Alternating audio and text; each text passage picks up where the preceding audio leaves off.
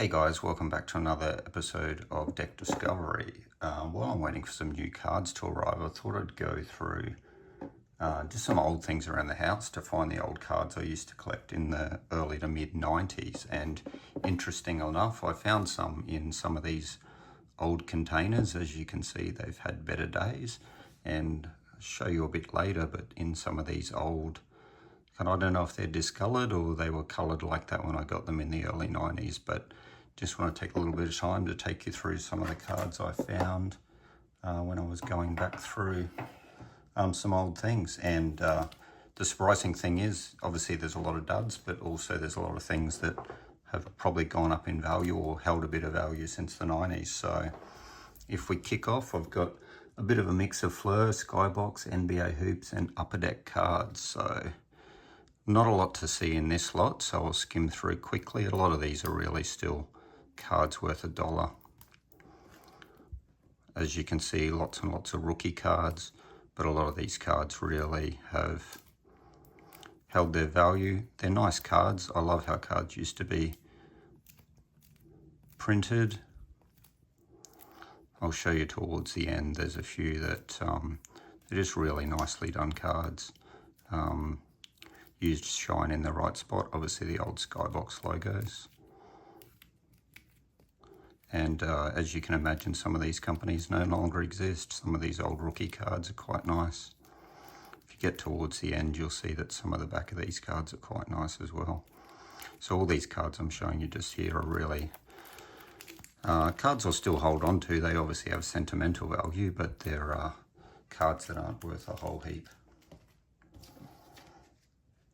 Moving along, I've got some cards that I put in cases at the time. Must have been a view of players maybe I did like, or cards I did like. This is quite a nice Jamal card, same as this Kevin Willis card. But as you can imagine, these are still only worth a few bucks each as well, but quite nice cards, and I'll hold on to those. Some of the favourites I've found, these are only worth about $1 each still, surprisingly, but these old upper deck triple double cards I just love.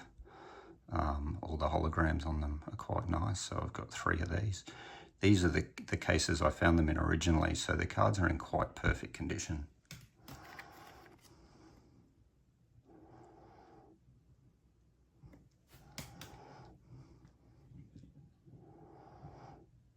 This is where we move into some cards that have a little bit of value. I've looked all these up on PSA. Obviously, these are the higher end scale, depending on if they're rated 8, 9, 10, or anything below. They can have very much a different rating in these, but I've got 2 Grant Hill cards here.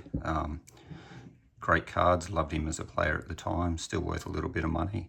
These are worth about $20 to $50, depending on the grading you get on them, but as you can see from the card on the left, it's in pretty good nick, and I actually sleeved and put it in a hard case at the time about 32 years ago. Same as this card.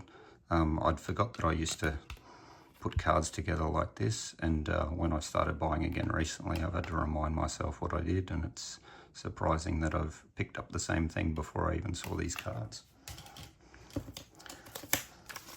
So I might put those out there actually.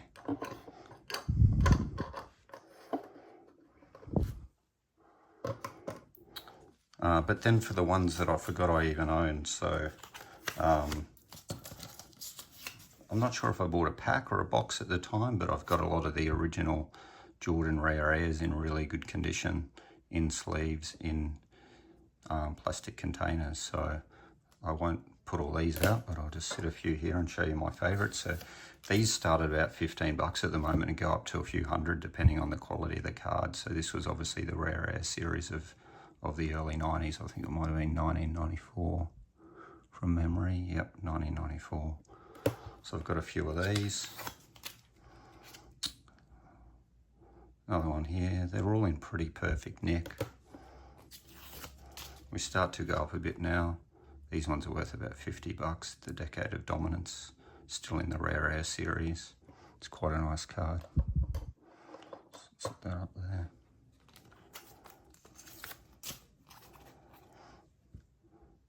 A rare moment of Jordan relaxing.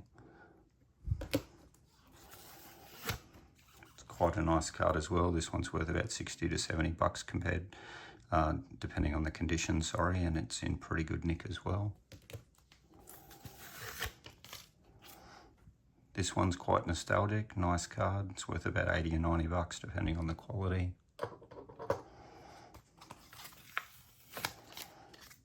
This card here recently fetched $175 for a mint 10.